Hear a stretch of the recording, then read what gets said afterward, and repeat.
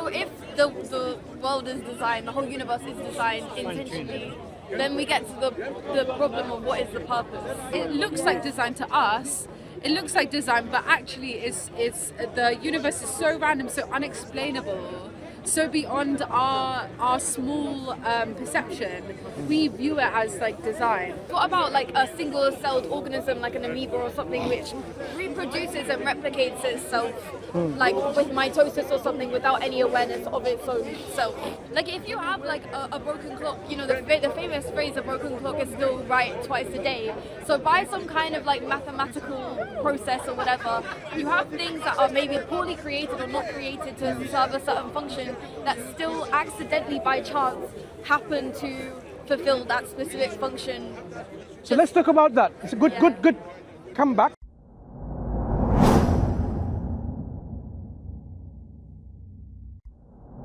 People tried to replicate in other worlds, other parts of the world, but they couldn't. So there's a bad history to it. Initially, it used to be your final say before you're hanged in Tyburn over there. Really? So you know your last words. So they say, you know what, you're gonna die anyway. We're gonna kill you. Okay, go and tell whatever it's in your. So that's how it started, and then it became quite popular. So it's almost like a confessional kind of thing. Like No, it's like claiming your truth before you die. It's where it's giving you a space and you can express yourself without these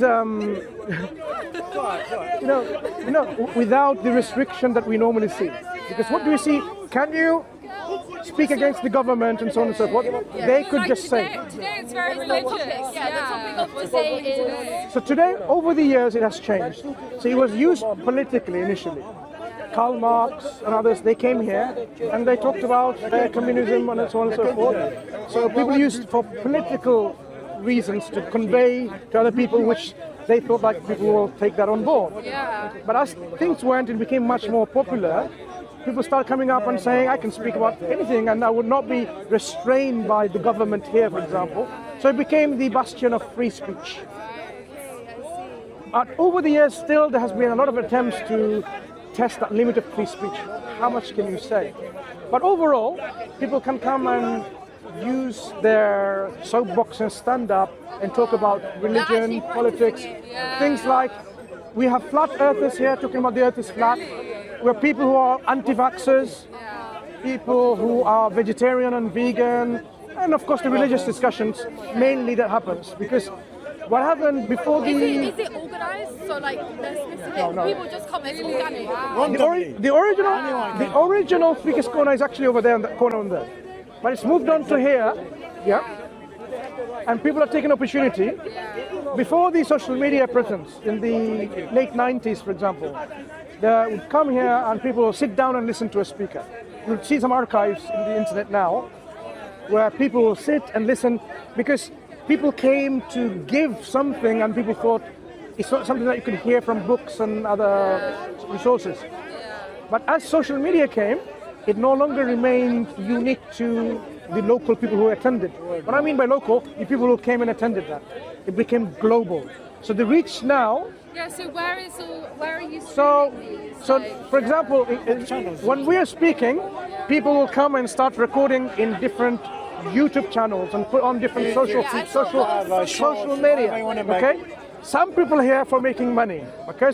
The more content you have, whether it's rubbish and gibberish, and people click and use clickbait. And it's very emotive. So people like it's like the rage. But we are Muslims. I will see some of us. We come here to tell about Islam and the negative image people have been brainwashed with. It's a negative, because think about it. If you think about the word Muslim, what comes in your mind? Look at what certain political organizations or the media has done to you. You think backwardness, you think it's aggression and violence, you think it's war and things like this. That's what they've been doing. But if I were to ask you, 200 years ago, if we heard the word Islam and Muslim, do you think people have the same impression? No, definitely not. I think this conception now is completely modern because it's political. It has nothing to do with religion. Exactly, yes. People back then, when they heard about Islam, it was all equated with the religion of peace. And people even thought Islam means peace, even though it doesn't mean peace. You acquire peace through it, it means submission. So even people thought it's peace because of the peace and content that you get, okay? So we come here to neutralize this misconception. And how have you found that people are sort of responding to that? Do you have people trying to push back? Do you have people agreeing with you? How has that experience been for you guys? I mean, you're lucky to be speaking to someone who's been coming here for more than 2 decades or more. Wow, really? Okay? So I have seen the evolution of Speaker's Corner with my own eyes, coming here most weeks and see the transformation and transition. So the reactions are from outright toxicity and denial to receptive acceptability and changing of mind, or even like, wow, I didn't know this before.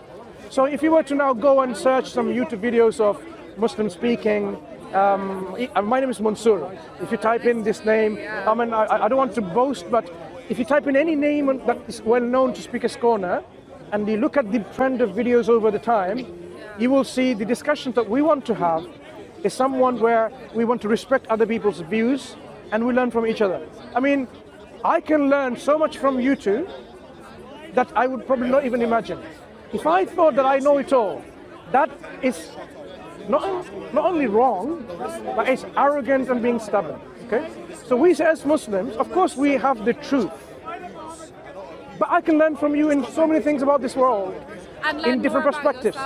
And for example, how to communicate to you, for example, how to listen to you even more, how to respect to you and tolerate your views. I can learn every day. So what we do here is just to say, look, we are not particles of dust floating around only to live our life with happiness and joy and cigar and boyfriends and girlfriends and marijuana and gigs and this and that. They're more than that. Because if I were to ask you, look, it's a simple question, but maybe very serious if you think about it.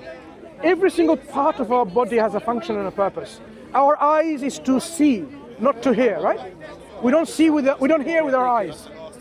We hear with our ears, and we have balancing with our ears. There's a balancing mechanism.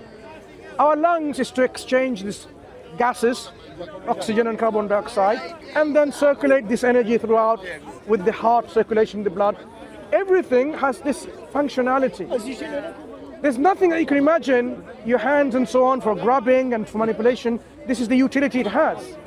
Your tongue, for example, if you didn't have all these buds, receptors to taste sour, sweet, bitter and so on, you might be eating something and poisonous. Yeah. So the question is, every part of our body has a function and a purpose. Put all of them together as a whole. Is it not reasonable that it should have a purpose and a function? If I were to ask you that, what is that function and purpose? Do you see the point? Yeah. Do you see the point? Yeah. Do you see? We often don't also, think about it. Also, like, not just our body, but like our whole body as a collective as well. The whole human race, the whole creation. That is a whole body. In fact, the whole cosmos. Yeah, like a forest, one individual tree has its own functions and together as an ecosystem. You may have brought in a religious or a non-religious family, right? It's possible. I'm not going to ask you directly now because I don't want to, if you're not interested. But one thing, if I were to ask you, do you think, if I describe to you what nothing is, do you think nothing can make something? The stones. What do they dream of? I don't know. That I feel like that isn't a true nothing. There isn't a nothing. Okay. Like, So nothing. Exactly. It doesn't exist because nothing is that something that has nothing in it. It has no space, time, quanta, fluctuation, gravitational fields, not even abstract things, no God, no demons, no laws, not even possibilities. That's what we call in philosophy and science, level 9 nothing. So if you go and search on YouTube, levels of nothingness, you'll find a German philosopher scientist, a woman, and she described nothing. She'll start with something like this. Imagine someone gives you a box of presents and says, there you go, that's a present for you. And you open up, you find, and you say, but there's nothing in there. Clearly there's no present. But actually, is that really not nothing in there? No, there's air in there. There's particles. So that was level 1 nothing. Level 9 nothing, and there's absolutely nothing. devoid of everything. Absolutely. So from that absolute nothing, can anything like something you and me can come? Can it come arise? Can it make something like you and me from that nothing, level 9? No, nothing can come from it because Exactly. Because it doesn't exist. Because it doesn't exist, it has no possibility. So now here is another question. Question number 2 in our discussion. It's simple but very profound. Okay? So be ready for it. Okay. If we are something now, can there be a time in the past where that was absolutely nothing? No, Like, going on from the logic yeah. that we just said, if nothing can't produce something, then we can't have come from nothing. But also, like, time is not something like on a line that there. But time is past. something though. Time and space is Yeah, something. it is something, So- but it's not like it's not a linear thing. It's not Time- a line with but like the- but this. we now, It's messier. sure, we now talk about the arrow of time. One thing that we are sure. We cannot go back in time because time is one directional, it goes one way. You can't unfry an egg. When you fry an egg, that's it. The composition has changed. When we, for example, you are born, you can't go back and, for example, you can't go back and kill your ancestor because you won't exist, right? So this is called the time paradox, okay? So that's why we say it's not something sensible. So you're right, absolutely right. If we are something, there cannot be a time in the past, or however fast you go, where there was nothingness. You know what that means? There's always going to be something at the past, always. Now think about it. If there's something always existing, that made this transformation, because we are a transformation, our universe is expanding, it wasn't like this at all. So something that always existed transformed us in the way we are today. What is the quality or characteristics or property of that something? Because we are no longer someone who's saying, I don't care. Now we're thinking. Something has the ability to transform. So let me give you reasons why that something is not just magic. It's more than magic. It's something that we need to rationalize and make sense of. I don't need to use technical jargons of philosophy and logic, simple things. Say, do you cook? Cook. What do you cook? Like, Anything. I make pasta. Pasta, fine. Imagine you want to make pasta in your kitchen, right? Imagine. If you were totally unconscious in your sleep, for example, you were not aware of yourself, would you be able to make pasta? No. But not in reality. Not in reality. Yeah? Okay. Let me put the question back to me. If I were dead, would I be able to make pasta? No. Fine. I didn't want to say that to you. So please take it personally. So, to something, to be able to make something, there's an element of self-awareness. The what we call agency. It needs to be aware that it's going to do something. That's number one. Now, suppose now you want to make pasta, you're aware, but you are not willing to make pasta. You sit there in your home, in your wherever you are, you don't intend to make pasta, you don't will to make pasta, and you will to make sandwiches and biryanis, you've heard of biryanis, and all that, everything else, and you never intend all your life. Would a pasta be made by you ever, if you don't intend it? No, Exactly not. It's not my will. Exactly. So what we now realize, for that transformation to come, like making pasta is a transformation, by getting the ingredients, getting the water, the pot, the cook, and the salt, and whatever you put in it, that's a transformation. If the thing that is going to transform it is not self-aware, doesn't have a will or intention to do it, it's never going to happen. So that's two essential requirements. Now, suppose now you are aware and you have the will, but you don't know the know-how of how to make a pasta. Like, I know what a pasta is. So you go there in your kitchen and you get a glass. You say, I know what to do. I'm going to bang this glass on the freezer door. That's how pasta is made. You'll never be able to make pasta because you don't know the know-how of it. So you need to know how to make pasta. Make sense? The final thing. There's more, but I want to restrict it. Suppose you know how to make pasta, but your friend ties you in your lounge, in your room. I need free will. You're not allowed. I need free will. Look. Ties you. Your hands, your mouth, your eyes, So you can't even program a robot to say, go and make pasta for me, or tell anyone else. So if you are incapacitated, made unable to make a pasta, that means your ability is taken away from you. Would you be able to make pasta? No, you won't be. So to make this transformation of even pasta, you need self-awareness of the one who's going to make it. You need to have an intention. You need to know the know-how, the knowledge, and you need to have the ability to do so.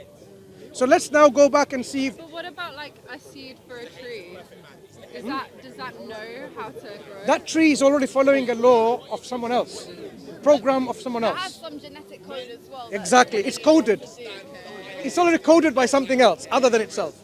So if you now extrapolate this 4 requirements to every transformation that you can imagine, tree, you said, snowflakes, forest fire, none can be explained unless you have these 4 essential conditions or requirements. If you can accept that, think about it more when you go home. If that is the case, now let's go back to this something that exists always, that has transformed us in our reality.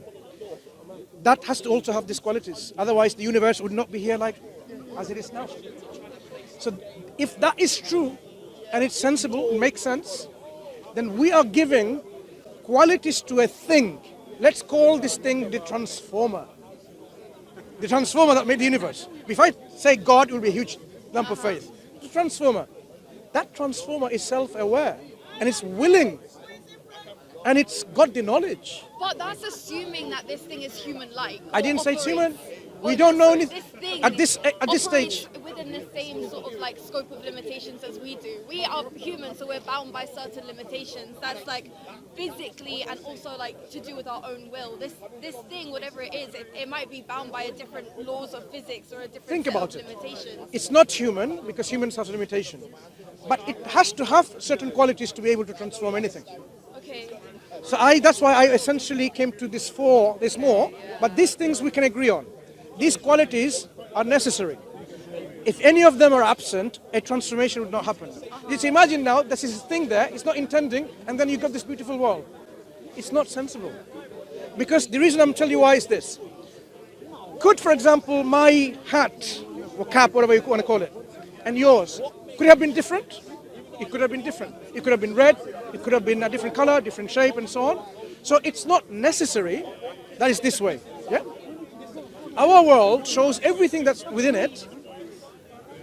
It's not necessary it's like that. It could have been different. Okay? So when we find everything could have been different, but it's in a particular way, whole of our universe, the cosmos, we can say it could have been a different way. So it's not necessary it's like this. But here is the fundamental question, which is profound to think about. If it's not necessary as it follows, like, the transformer just necessarily produces something like that, it's one of the choices of many. Whenever choice is involved, then we are reaffirming it has intention. It intended to make it. Any material objects that we can think of doesn't have intention. So materialistic worldview, we can exclude it. It cannot be a matter or material object that made this transformation, this universe. So it's non-material. So it is aware. It has intention. This is what we call a personal being or an entity. Because that's what a personal being is in our understanding. Something is aware of itself, makes choices. That is why we say to believe in a God is something that we can affirm by this kind of reasoning. By awareness, do you mean consciousness? Because what about like a single-celled organism like an amoeba or something which reproduces and replicates itself, like with mitosis or something without any awareness of its own self? Think about the first cell. The first cell suddenly came from all these random amino acids coming together, making peptides to polypeptides through this mRNA, right? Let's leave the technicality. You mentioned some, I just mentioned some, that should be enough, right? Yeah. Now you've got these cells. Now, it's not something that has a brain or neurons that you can think of. It doesn't know what is food and what is not food. It needs to survive, otherwise it's going to die out. Does it even know how to replicate? So it's got a program. Who programmed it? By accident. Okay, fine. So to live, you need to have the source of energy. Without energy, things will all die out. So it needs to utilize energy, and by Utilizing energy, what I mean by it needs to take in energy, use of it, and then it survives and passes on if it's going to replicate. But it doesn't even have the know-how, the mechanisms, the tools, the factory, the kitchen, whatever you have, to make energy. Imagine it goes towards arsenic. You know what arsenic is? Poison. It takes in, it dies, and that's the end of it. We won't be here. So even if it took in, how is it going to then utilize it? If it has to have a mechanism to get rid of the poison. So it doesn't have all of that. So even though scientists come up with certain explanation like, oh, this is a beautiful story of abiogenesis and how life came to be and developed from a single cell, it doesn't explain it rationally, because you need all of this prerequisite. You know, when we say about... Maybe the universe isn't rational. If the universe wasn't rational, then we will see, like, today, suddenly the earth jumping up and down, dancing around, everything will be chaotic. The fact that everything consistently follows... But everything is chaotic. No, let me tell you why it's not chaotic. Why? Let me give you an example of our human body. When we were like very young in our womb of our mothers, we were just cells, and the cells started dividing. We're talking about the first few days. We are only cells, a zygote from a father and a mother, and then these started dividing more and more and more, from 2 to 4 to 8 to 16 and so on and forward, dividing.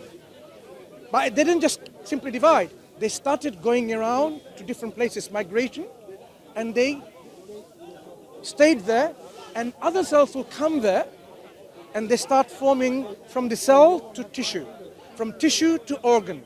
Yeah? So for example, your heart. The cells of your heart is not the same as the cells of your skin. They're different. These cells, when they started traveling, migrating, they knew exactly where to go. And they went there, and they started coming close to each other, right? They knew each other. And they just eventually formed a collective tissue, and they didn't go to somewhere else. The cells of the heart would not go to the cells of the liver, for example, or cells of the kidney, because they're different. So all of this is already goal orientation and direction, and certain amount of purpose and knowledge and programming. That is not something you can explain without a programmer. So scientists often try to, what we call, brush it aside. Like, it's all just happened.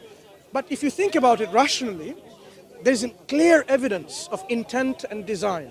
Because what is a design? What is called? My headphones. Headphones, sorry. I thought earpods, because we're so used to it. Your headphone. Your headphones is designed in such a way, it filters noise out. And you can say things, it connects with Bluetooth to your device. If somebody says, this is not a design, you will argue with them day and night, say, let me tell you why it's designed. It has these essential properties, with a goal and intent in mind, combined together to specifically have a particular function. That's why it's designed. But if I bring you just some, from the junkyard and show you plastics, some materials which are velvet or whatever, you will say, this doesn't seem to be a design, because we know what a design is. Design is not just chaotic assembly. Design is an assembly which is organized, meaningful, with a purpose in mind, intent in mind, goal, direction in mind. And that's why this is design. So if the world is designed, the whole universe is designed intentionally, then we get to the problem of what is the purpose then. So before we go to the purpose of our creation, we at least affirm that there is a designer. There is a programmer. Yeah. Because without a programmer... Does it sound reasonable? You don't think so? But what about like a randomness, a chaos that is inherent in the universe, to the point that it can form what seem to be patterns, what seem to be designs to our very singular, very small perception as humans. We see it, and it looks like design to us. It looks like design, but actually, it's the universe is so random, so unexplainable, so beyond our small perception. We view it as like design. If I say this is not design, if I say this shows your headphones shows the appearance of design, can I say that? I understand what you're saying though. If we take something a lot more complex with a lot more moving parts, which the universe doesn't necessarily have one apparent purpose. This has an apparent purpose. No, we'll come back to the purpose. My music, right? That's why it has a purpose. But we can talk about the purpose later. We can't necessarily say that there's one objective purpose of why the universe exists. But the question is not about purpose yet. The question is whether there is an evidence of design or is an apparent design. So if I said this is apparently designed and not truly designed, how would you argue with me? Like, I think this is like a poor example because this is it's a designed by better like example- humans, but like if we broke it. Have you seen the human who designed like, it? What if we broke it down to the materials? To the materials that went into Even the materials the themselves. lithium, the metal, like everything. Yeah. Like that's a harder thing to say. This is designed. I would say it's more Like, design when you bring the when you go big down on a micro level, because this particular materials, atoms, for example, they're together made. Why does sodium and chloride or chlorine make sodium chloride, salt? Why doesn't it make something else? Because it's already a law. So now we are establishing a bigger problem. We see in our universe and our cosmos, there are laws which are operational. That laws make sure we can design things like that. Otherwise, it will just fall apart, melt away. The reason it's not melting away, because there are laws of physics and chemistry that are holding it together. These laws are operational. If I told you, if I say the laws of the highway code, But sometimes those by laws of coincidence physics. things work. Like let's if talk you about have- coincidence. Like if you have like a broken clock, the famous phrase, a broken clock is still right twice a day. So by some kind of like mathematical process or whatever, you have things that are maybe poorly created or not created to serve a certain function that still accidentally by chance happen to fulfill that specific function. So let's talk about that. It's a good comeback from I you. don't necessarily believe it, But let's yeah. analyze how Yeah. acceptable it is. Okay. If something is a product of accidents and randomness or chance, right? That means we should see more of these anytime and every time and whenever we see. But here's the problem. We don't observe anything like this in our universe. Our universe, for example, the electrons, when they spin and they move around, all around, the nucleus, everything in our universe behaves in a specific pattern and a rule. That is something like the laws of physics is based on. But even the So laws of physics, like they have things like dark matter, which like they can't explain. within There's, the like, rules, there's something. dark matter, black Things holes. can't be fully explained, even the apparent laws that we have. Like, Yeah. Let me- A lot of them are theories, not Yeah, necessarily okay. laws. Theoretical. So let's come back to this point. I'll come back to your black matter and black holes and wormholes, whatever. But about accidents. If it was accidents, we should see accidents every time, anytime, accident is accident, random. But the fact that we see consistency in the physical laws, we have laws, for example, of electromagnetism and others. Gravitational constant, you've heard, like every time you drop it, it falls. Bigger objects pulls smaller objects to its center, right? This is true all the time, consistently all the time, not just today and not tomorrow, right? These laws are operational consistently. Consistency tells us that it's not just accidents. Because what is accidents? Like, oh, there's an accident that happened. Imagine now on a particular road, every single day accident happens. Yeah? Upon investigation, they'll realize that's why, okay? Because accidents are not meant to be consistent. Imagine now a particular aeroplane. Every single time it takes off, accidents. They'll find out and say, that's not the problem. Because accidents are meant to be random. We don't see that kind of randomness. What we see as random is our inability to understand all of the factors in place. For example, I can, with 100% certainty, with guarantee tell you, if a coin that you flip with the fingers, whether head or tail, I can do that. But the fact that at this current moment I am unable to do so is because of, I don't know the specific weight of that coin. I don't know the shape, the material, how much it's from the ground. And the ground itself, is it wood, is it metal, is it stone? How is it going to bounce back? I don't know the humidity, the temperature, the air, right? If I knew all of the factors, I can precisely tell you it's head, tail, or on the side. That's why randomness is not really random, it's our inability to not know all the factors, okay? So when it comes back to your example of black hole and things like this, or dark matter, anything in the universe is still operational. We are learning every day about the rules that's governing our universe. So we are working on our understanding of rules, and we're trying to unify into one rule for everything, one principle of everything. Initially was so many, cut down to 4 now, and eventually will be for everything only 1. So more and more we know, the more we'll know about this universe is consistent, coherent. That consistency and coherency, now I'm going to introduce a 5th example of conditions. Sustenance, or sustaining it. If that thing was not sustaining it in that way, our universe will be like disintegrate, collapse, melt away, disappear. Maybe it is just very slowly. It follows a rule still. It's not just melting like this instantly. Why? Because it's maintaining. We as Muslims, I did tell you I'm a Muslim, right? We believe, I don't have to say we believe, we know the Quran says that God created, you'll be surprised, just read this in the Quran. Oh, by the way, before I forget, a gift from our uncle. I have this one already. Okay, thank you. So we have. My dad's Muslim. That's fine. You can have for you, right? So we have in the Quran, we have statements which says, "Have the unbelievers not seen that the heaven and the earth was joined together as one piece, and God parted it asunder and made every living thing from water? Would they not believe?" Let me just explain this. Another point I was going to say is, God says, and just like how He created this world, He will recreate the creation. He will bring the universe back like a scroll of a writer. You know how you write in scrolls? You unfold it, that's how it's folding. It will be folded back like a scroll. So it will no longer continuously expand, it will contract. And eventually then it will come to a point where there will be another creation. So Quran is giving us information which seems like information what scientists are dealing with. Even if you take the first piece of information, it's addressing the Muslims? No. It says like this in the Quran. After أعوذ بالله من الشيطان الرجيم بسم الله الرحمن الرحيم أولم يرى الذين كفروا أن السماوات والأرض كانتا رتقا ففتقناهما وجعلنا من الماء كل شيء حي أفلا يؤمنون. Have the unbelievers not known or seen that the heaven and the earth was joined together? Who is he addressing? The people who are not Muslims.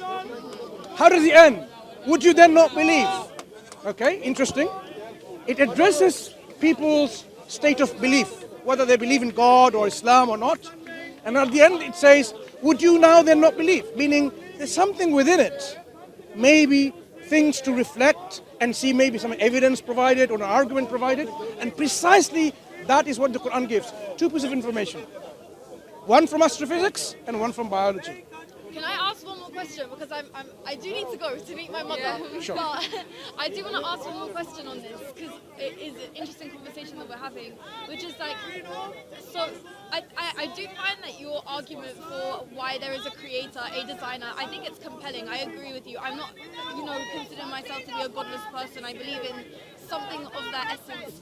But my question is, what is the difference between the gods of different specific religious traditions? What is it? Does it matter that there is a difference between these gods if at the end of the day we believe in a creator? Okay, so because you have to go, I'm going to summarize this. Okay. We believe there can be one of those things which exist all the time, meaning one transformer, meaning one creator or one God, because there cannot be more than one absolute. There will be chaos and conflict of will. One God says, I want thunder and rain, another God says, no. There will be fighting between themselves. So there can only be one God. That means there will always going to be one message, coherent, consistent message from this one God, and that message would not be contradictory from time to time. What this message would not say to one people, one community, I have a brother, another community says, I don't have a brother.